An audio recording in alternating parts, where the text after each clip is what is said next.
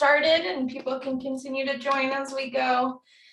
Good evening, friends, readers, and book lovers. My name is Elizabeth Bosher, and I'm the event coordinator for Schuler Books and Nicholas Books. I want to thank you all for joining us tonight virtually for this event with Kim Harrison to celebrate the launch of her newest book, Trouble with the Cursed. We are an independent bookstore with 3 locations in Michigan, and we are proudly celebrating 40 years of bookselling this year. You can follow along with all the bookstore happenings on Facebook, Instagram, Twitter, and TikTok under Nicholas Books and Schuler Books. Kim Harrison is the author of the #1 New York Times bestselling Hallows series. She has published more than 24 books from young adult to speculative thriller, has written short fiction for various anthologies, and has scripted 2 original graphic novels set in the Hallows universe. She has also published a traditional fantasy under the name Dawn Cook. Kim was born and raised in Michigan. Today we will be discussing the 16th book in the Hallows series, Trouble with the Cursed. If you still need a copy of the book and wish to support the independent bookstore, please reference the links in the chat that we will drop in below to direct you to the websites of Nicholas Books and Schuler's Books. If you are a Michigan local, please stop by one of our brick and mortar locations at Nicholas Books in Ann Arbor or Schuler Books in Grand Rapids and Okemos. We also want to invite you to Nicholas Books this Friday evening for a signing with Kim. Registration is required as we are assigning attendees to a specific time slot, but the signing is free to attend and Kim is excited to see you in person. The link to register for that event will also be in the chat. As we get ready to begin, I want to bring your attention to the chat box and the Q&A box below. Please feel free to use the chat box and leave comments among yourselves. Please be kind and respectful. Inappropriate comments in the chat will not be tolerated, and we do reserve the right to delete comments or remove your chat permissions at any time. If you have questions for Kim, please put them in the Q&A bubble. I will only be pulling questions from the Q&A bubble, so if you ask your question in the chat, I won't see it. So I would love for you to put it in that Q&A bubble. Now I want to invite Kim to tell us a little bit about this installment in the Hallows series, Trouble with the Cursed.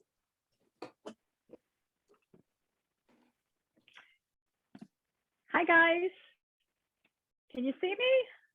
I'm not sure. My screen doesn't change at all. We good? Okay, good. Trouble with the Cursed just came out. I forget what we're at. I think we're at 16 now. And in this one, for some weird reason, Rachel finally has her life under control. I don't know how it happened, but she's the demon Sabrosa. She's taken care of the city. She's kind of stepped in where a master vampire would be, and she's got everything on an even keel. And I think that's the problem, because she's doing a better job than the vampires would be, taking care of everybody. And so the DC representatives don't like this. So they send somebody to Cincinnati to find out what happened to the last person they sent. And of course, Rachel didn't kill Constance, but she's not really herself lately. And, Ivy, fortunately, Ivy's there with her, but Ivy's been distracted, and Jinx is there, but Jinx is distracted. And Pike gets himself in trouble, and she finds herself pretty much alone. And she has to turn to Hoden, and because Al is not talking to her at all, because of Hoden. And she gets herself into some trouble from there, but I hope you like it. I had a blast writing it. It was written right in the middle of COVID, and I feel like I finally got my groove back, and I hope you guys enjoy it and you agree too. So are we ready for some questions? Yeah, absolutely. Again, drop your questions in the Q&A bubble below, and I will feed those to Kim. Let's just get started with where did the inspiration come for this specific book? Was there a specific inspiration? You know, I wish I could say that I could point to a song or even a commercial or something that says, yes, that is where I got the idea for this book. Unfortunately, at this point, most of the inspiration for the books are coming from the loose threads that I haven't tied off. You know, we had this that's kind of hanging out there in Never Never Land, so to speak. And we've got Constance, who's not herself lately. And I apologize if I'm dropping any spoilers from a book you haven't read. It's really hard. And I'm the worst one. I'm always dropping spoilers, so please forgive me.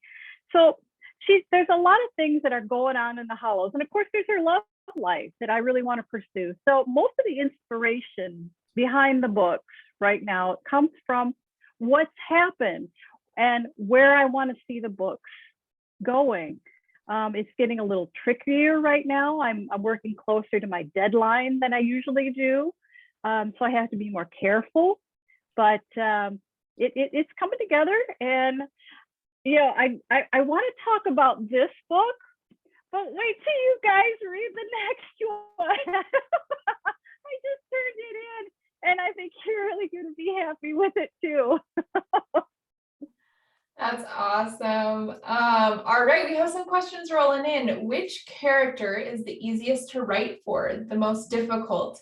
Which character do you like writing for the most? Oh, let's see. Rachel is definitely the easiest one to write. I've been with her for so long. She's like, I don't want to say a second self, but I know intimately how she would react. And if she doesn't react the way I think, I kind of like that, because then I can delve deeper into a place where I haven't been yet and find out why. I have to invent something as to why she's acting out of character. So she's the easiest one to write. The hardest, you know, I'm not really sure. It's usually a character that I'm either bringing in or I'm trying to write out. When I'm bringing them in, they're hard to write because I don't know them very well. And when I'm taking them out of the storyline, I'm not real happy about it. So it's hard for me to put that on the paper. So it varies. Hoden was difficult in this one because, well, I don't want to give any spoilers, but he was probably the hardest one to write here. I'm also bringing Ivy, trying to work Ivy into the storyline. So she's kind of difficult to work in. Now, she's not hard to write, but she's hard to work in because she's kind of like a dragon. She comes in and she can solve all the problems that are in the book. Dave is another one that's kind of hard to write because, again, he is so level-headed. He's got such good ideas that he's hard to write. Was that it? Was that the two questions, or was there a third one in there? Yeah, the third one was just the which character do you like writing for the most? Maybe that's the same as the easiest. Yeah, it's the easiest. I like writing Rachel. Yeah, although Jinx is right up there.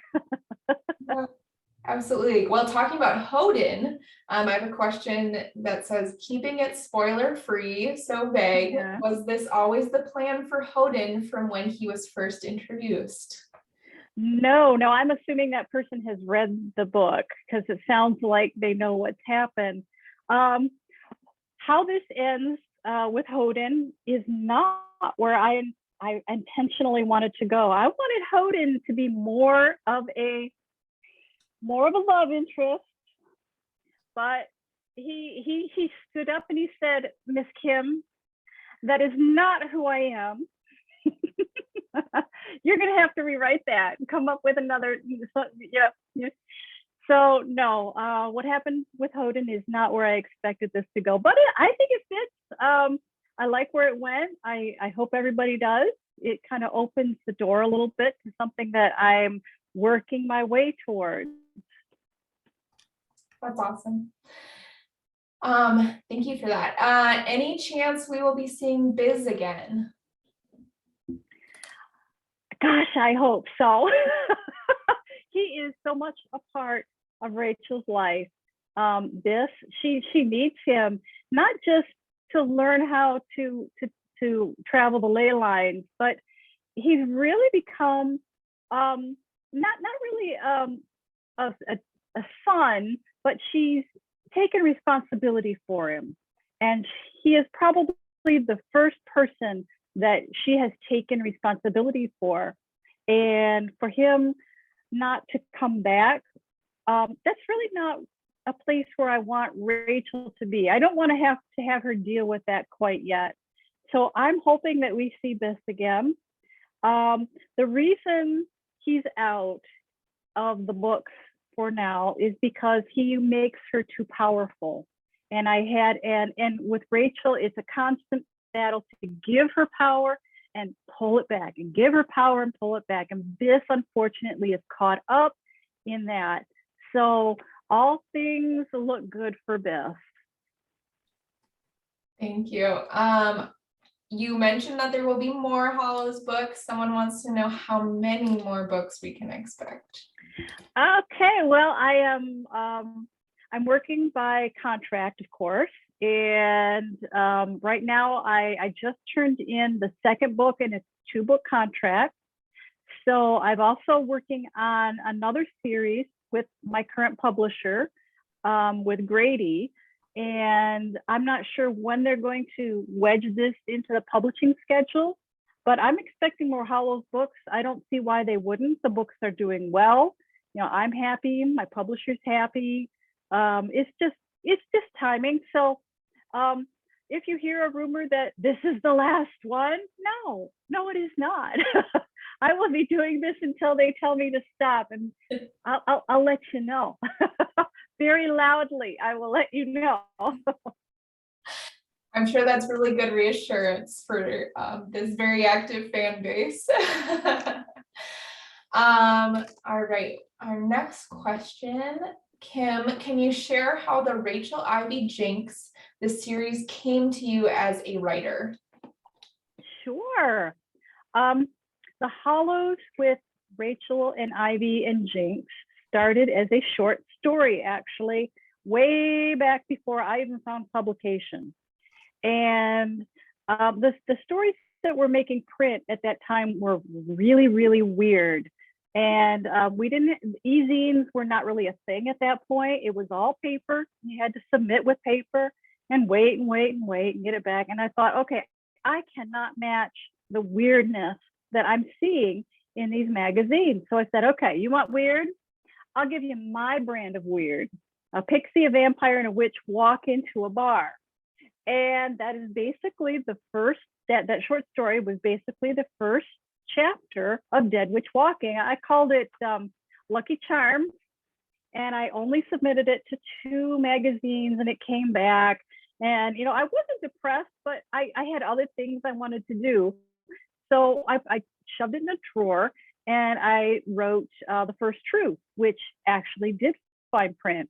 And after, First Truth, the whole series there is written under Dawn Cook. That one sold, and the Princess book sold. And then it was like, I think I want to go back and open this one back up, because Charlene was writing at that point, brand new, and Jim Butcher was all brand new, and Charlene Harris, and Hamilton was all brand new. And I thought, this is exactly what this is. So I developed it and gave it to my agent, and it took about a year to sell, and the rest is history. Wonderful. Kind of along those lines of process, I'd also love to hear about your writing process and how, if it was different during COVID. Oh my gosh, COVID. Well, I tried to write the same way during COVID as I did before. My work schedule didn't change much, but my output did.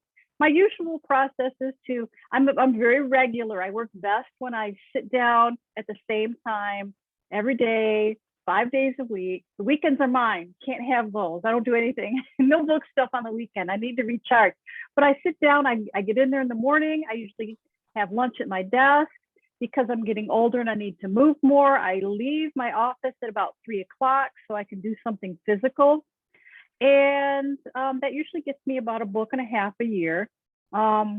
during COVID, it was miserable. I will be honest with you. It was torture, not because anything changed at my desk. It was all up here. My mind was so busy trying to grasp and comprehend, and I was worried about me and my adult kids and my mom, and all of that would not shut off enough that I could concentrate fully on what I was doing.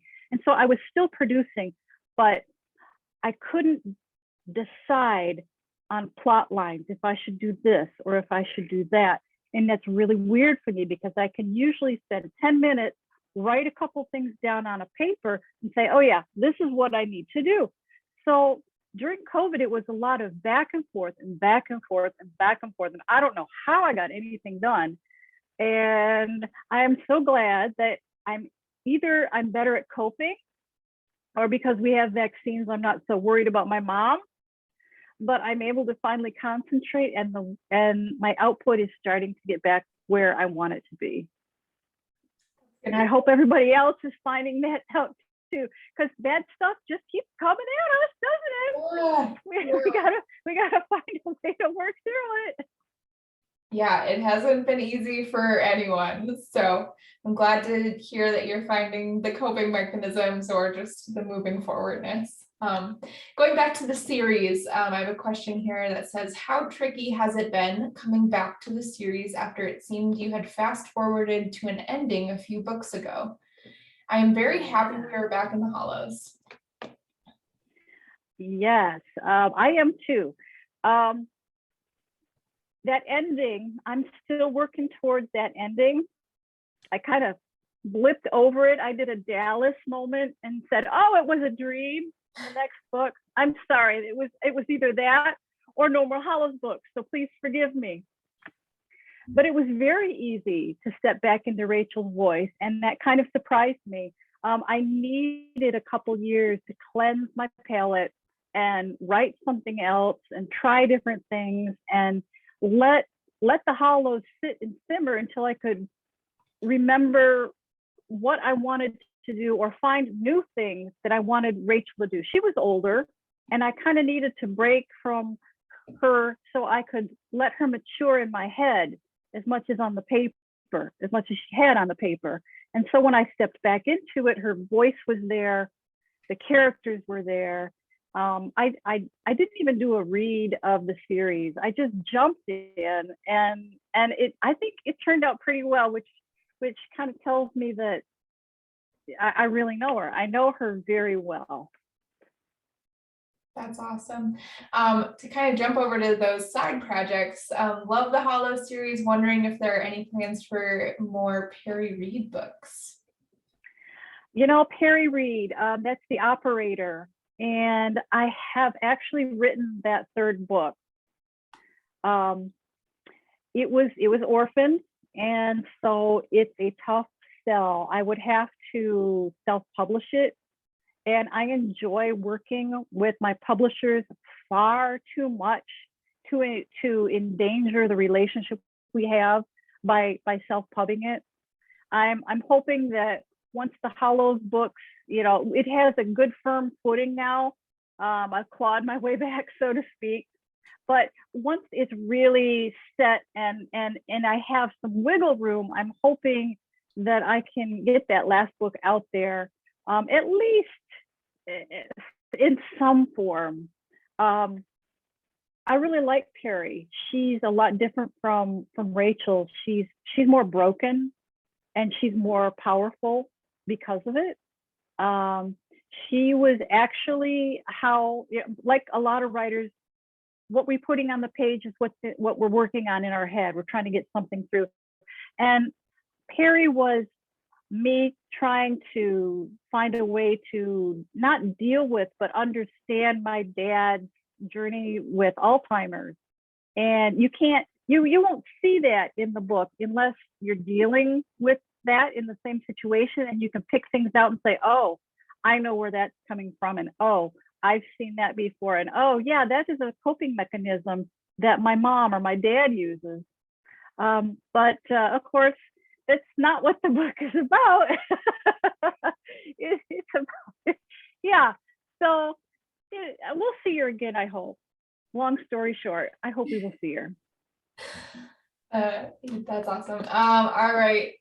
Something a little more lighthearted. Where did the expression carp on toast come from? I have no idea. I think if I am remembering correctly, one of my friends in high school would say that, crap on toast, and it stuck with me. And so that's where that came from. That's awesome. So fun to hear how like little phrases get stuck. Yeah. Have you heard anything about the Hallows as a TV series or movie? Anything new? I have a great film agent, Dan Angel, and he has been very diligently shopping it around. He's he's got a lot of contacts, and he wants to make sure that it's landing with someone who basically has enough money to do it right, and has enough clout to do it right, and has a history of doing things like this, doing it right. And so I don't want to say we're being careful, because we're shopping around, we're out there, we like the meat market, we're out there, but we're not going to jump at something that we're not sure or are reasonably sure that it's going to be a success, because neither one of us want the rights to be furthered and then have them sit there and not have them go anywhere. And for me, as hard as it is to wait and wait and wait and get his monthly calls about where we are and where we aren't, I'd rather do that and been from like a crime scene thing, and it's going to take a while. It really is.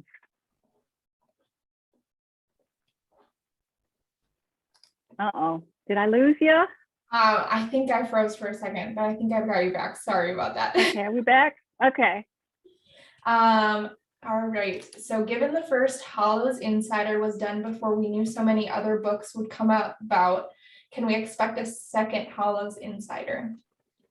Can we expect a second Hallows Insider? Absolutely not. No. That is my favorite book, I think, because everything in there I did, and I solicited stuff from the readers, photos from the readers, and things, and I had a blast with it, but it was so time consuming and difficult, and no, we're not going to do it again. Good answer. All right. It glows in the dark. How can I top that? All right. At least we have a definitive answer. That's going to be a no. We'll let it be what it is. All right. What is it like to write about the elves? Elves. I had a lot of fun with the elves. When I first started, developing them, Trent, he was almost not an elf. Trent was he was very close to being a dragon. And I thought, I just finished the series with dragons, so I'm not going to do that. Let's do elves. And I didn't want to do, the Christmas elves. I wanted to do something like Lord of the Rings elves. And so I kind of just dove into that, and I built it from there. And I enjoyed it. I am enjoying it. I like the fact that they have a rudimentary language that they've lost, but they want to regain. I like that they've lost almost all their culture, and they're just hanging on to bits and pieces that they still have. I really like that their war with the demons impacted their histories so intensely, and they're so wound together, and they still are. And the demons know a lot more about the elves than the elves know about the elves. So there's a lot of room there for me to dig and find out more. Maybe we'll get there.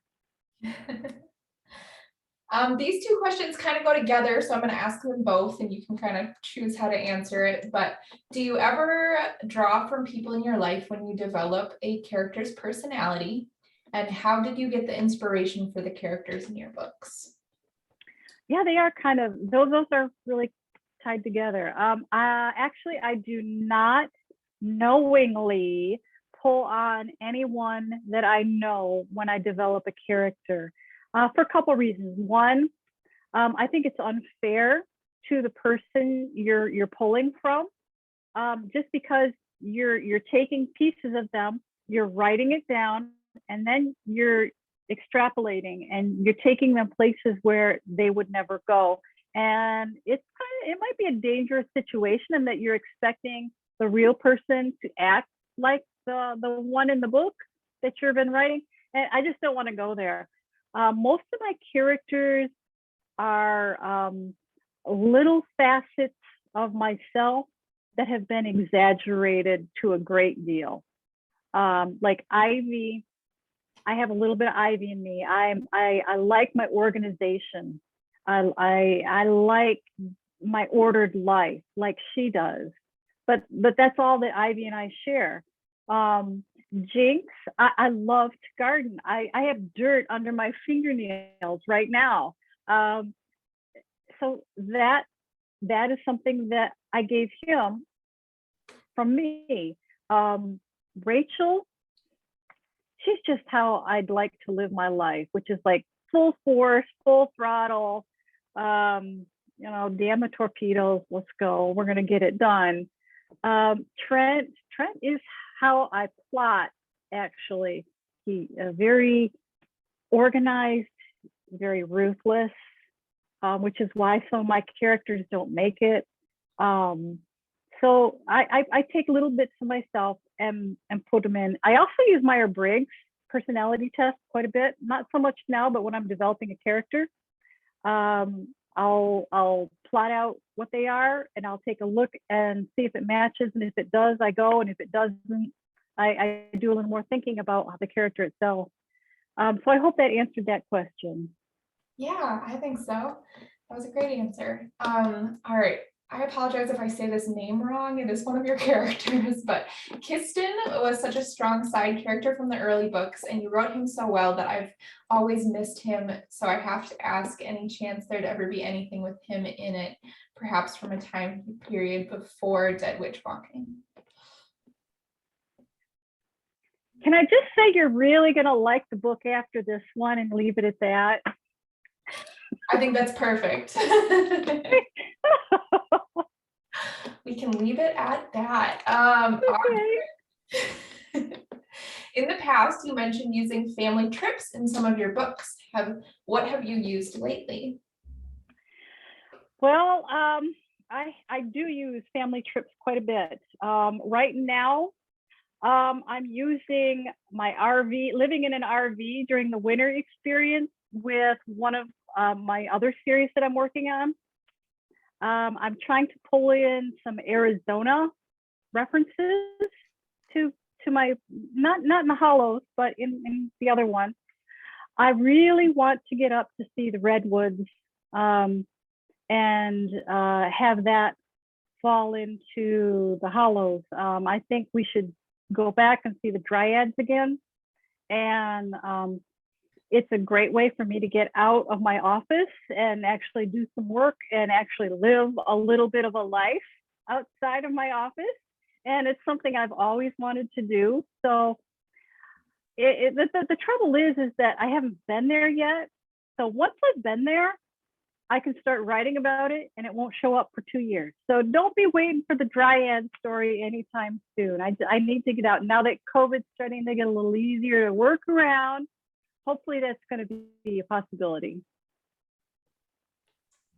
Love that. All right.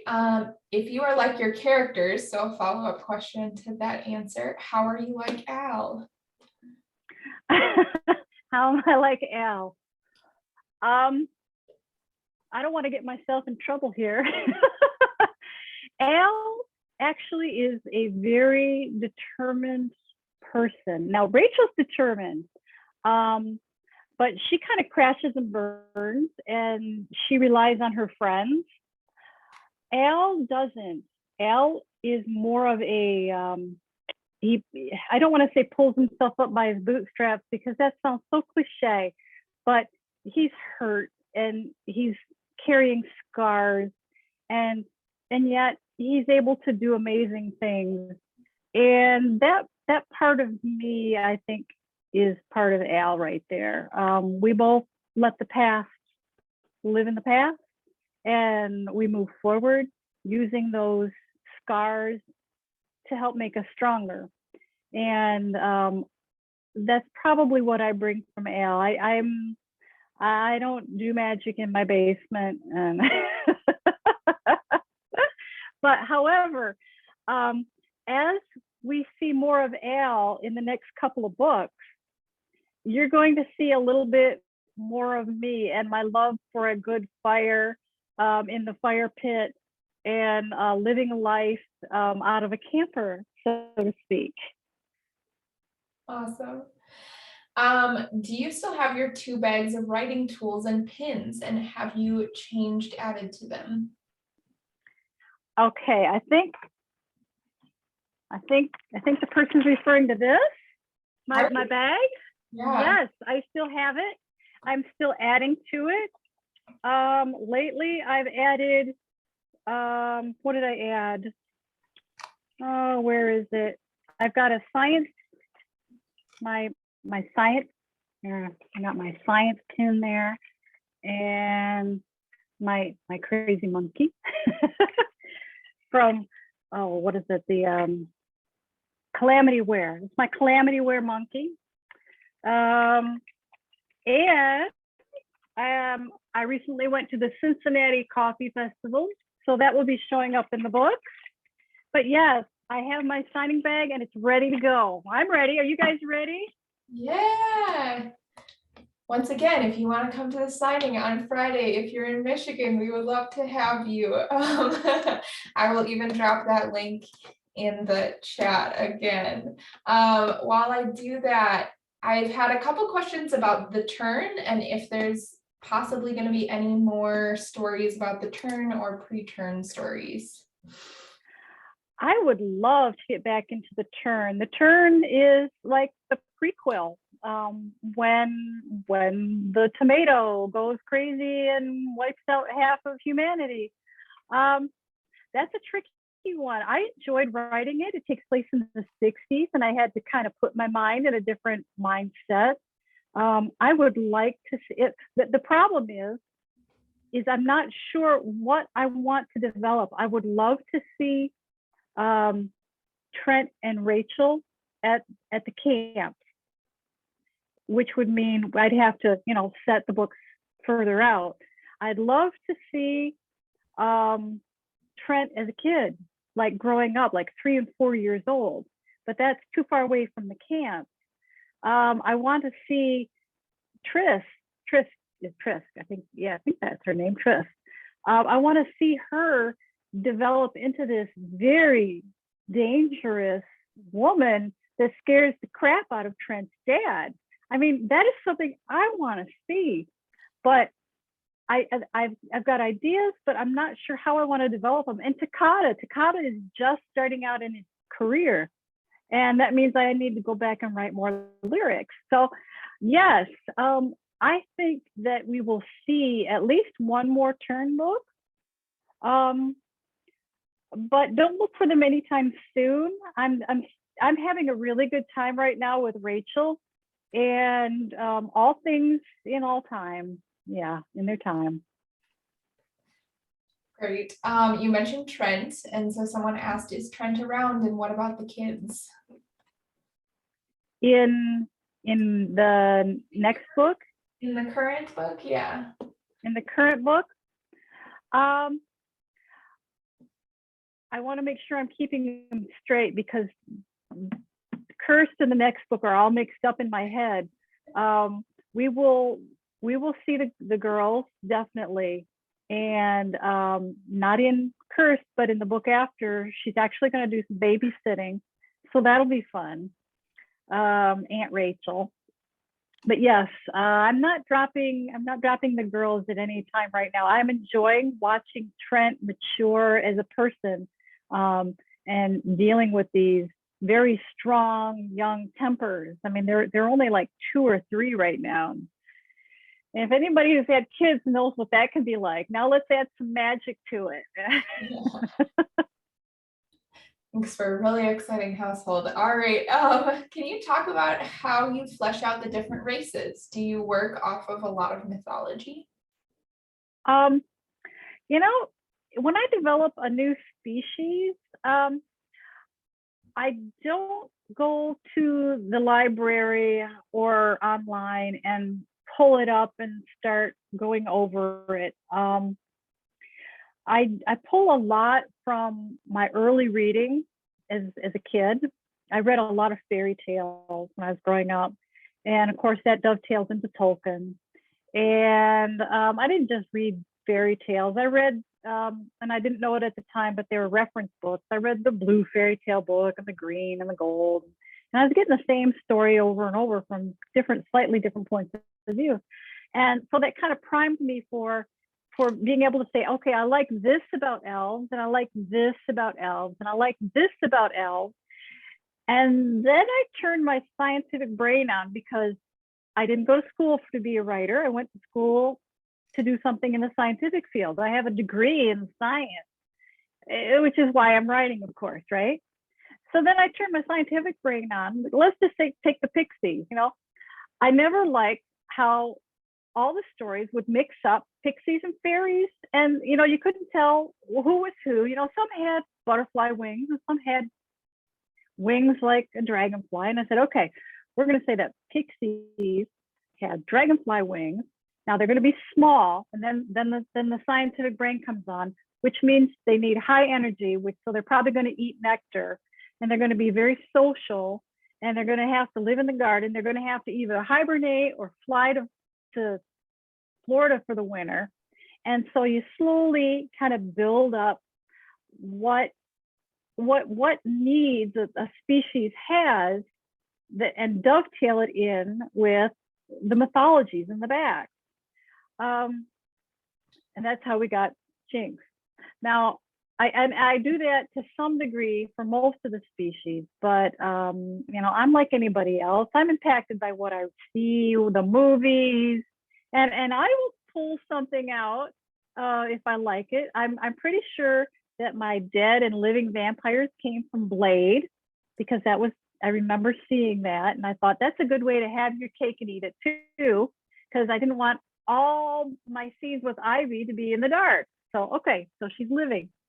So it's a nice blend of my scientific background and my reading as a child.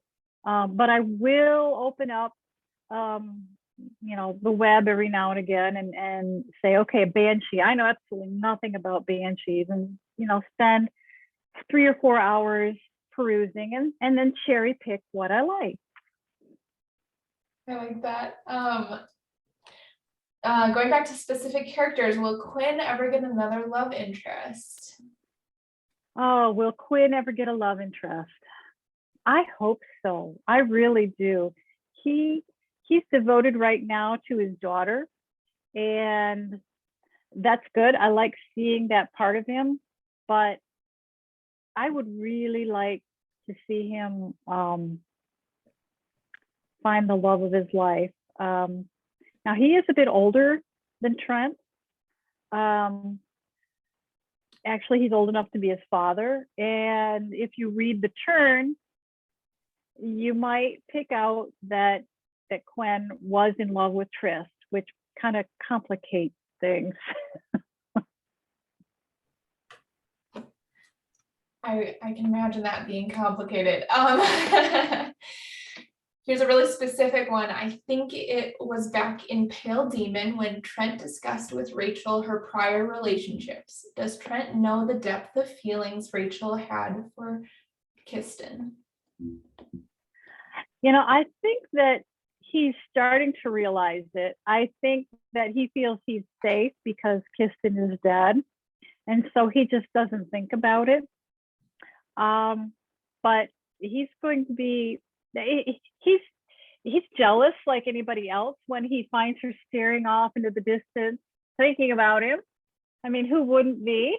I don't think he realizes the depth of it, no. And it will be an interesting, that's an interesting thought. And I don't want to give too much away about what's coming down the line, but you guys are smart. You can figure things out. Yeah, we're keeping it spoiler free here, spoiler free. I'm trying. You're doing a great job. If you could be any of your species, which species would you be and why? Oh my gosh, what would I be? I'd probably be an elf. It goes beyond the blonde hair. I like elves. They connect with the earth, at least if they're doing it right. And yet they're powerful. They've got magic, witches also connect with the earth, but there's something about the elf and the horses and the magic. And yeah, I'd probably be an elf. I like cookies.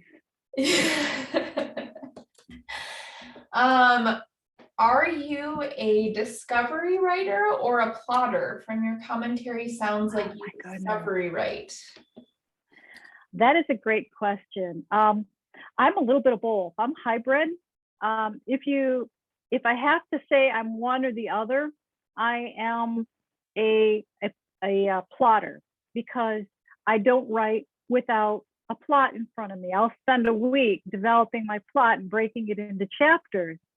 But having said that, I never stick to my plot. I'll get about 100 pages in and realize, oh, this is a lot more interesting. And I'll rewrite my plot from there. And I'll do it again, probably about page 400 when I'm getting real close to the end. So I plot out the storyline as far as, solving the crime, getting the bad guy, finding the golden ring, blah, blah, blah. The relationship, I never plot out. I don't even think about them when I'm starting. I let those evolve naturally. So in that way, I'm a discoverer, I'm a pantser. I just let it flow out the way it is. And that is how I keep interested in a storyline and keep ready to come back to my desk the next morning, is because I want to find out what's going to happen. I know how the story is supposed to end, but I don't know who she's going to end up with at the end and how she's feeling about that. That sounds like a good way to write. Any short stories with Hallows characters coming? I have actually signed on to do an anthology that's coming up. So I will be writing a short story, probably a little 3-chapter short story for that one. I think it's going to be about Al. I need to do some delving into Al's psyche and see what's going on in that head and what he's thinking about his brother with. So don't look for it anytime soon. I'm thinking maybe 24, 25, it might come out. But they're still signing on people for it. We're in the real early stages of that. Yeah. How about graphic novels? Any more of those in the works? I don't know. I've been approached by my agent with a possibility, and she's looking into it further. There's a chance. I want to know what the money is before I say yay or nay, because I like my money just as much as the next person. And if the money, I'll be honest, if I'm not going to make money at it, there are things that I'd rather do that do make money, because I want to go out and see the redwoods, That is fair. That's fair. Can you tell us a little bit more about your new upcoming series, 3 Kinds of Lucky? Reading the Hallows always feels like coming home to me, but I'm very excited to maybe discover a new home. Yes. I don't want to say too much about Petra Grady, because the book, I'm in my last rewrite. It's A, B, C, D. It's the 5th rewrite on this sucker. And I started it 2 years ago. I think just as the pandemic was starting. So it's evolved and changed, and I finally got the mythologies down. And so I'm really excited about it. Petra Grady is not a magic user. She is a waste consultant. She picks up the waste left over from the mage's magic. And of course, you know that's not gonna be how she ends the book. I like Petra Grady. She lives in a world like we do. It's a closed magic system when we start the book, meaning that only if the only people who know about magic are the people who can do it. And she knows who she is. She's happy with who she is. And of course, it gets all turned upside down. Great, thank you. Will we ever see the red wig again? See, you kind of fuzzed out. See what?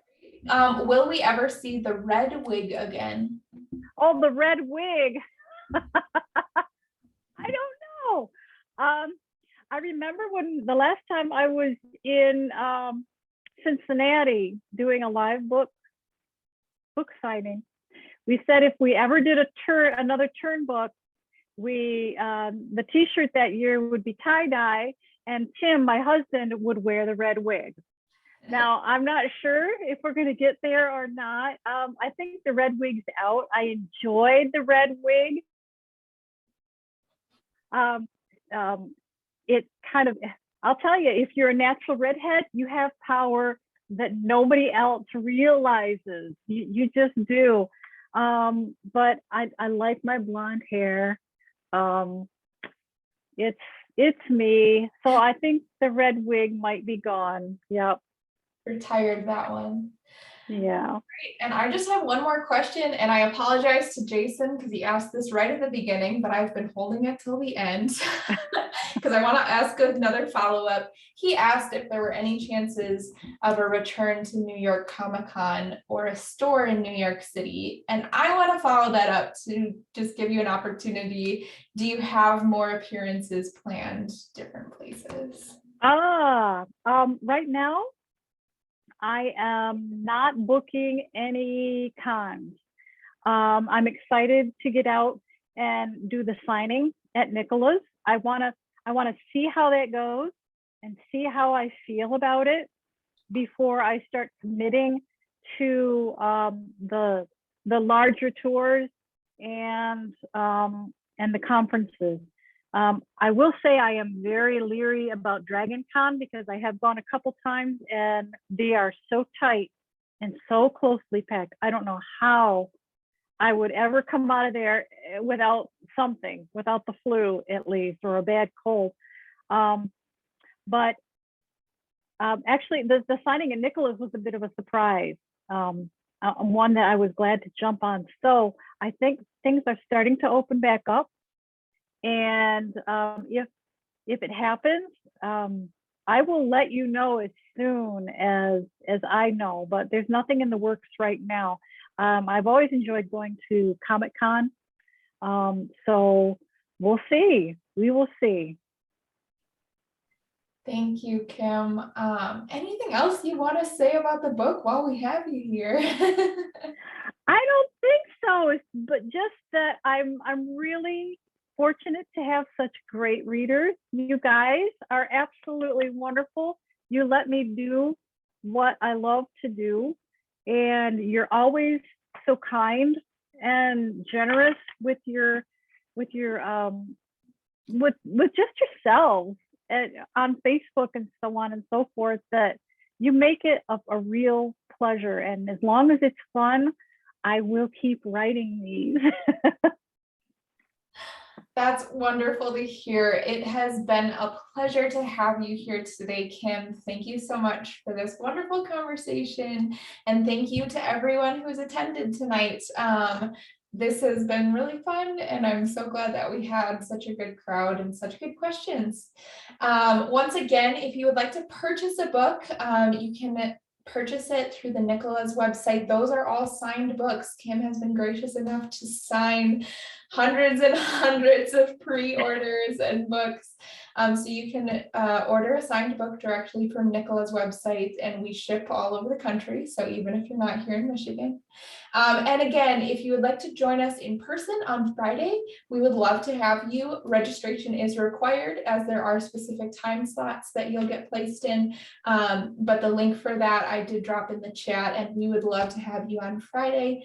And once again, you can also find other author events at our website, schulerbooks.com and nicholasbooks.com, as well as on our Facebook page. And I'm sure Kim will also keep her Facebook page updated as to upcoming appearances and news. So thank you so much for joining us. This has been great. Thanks. Thank you. Bye, guys.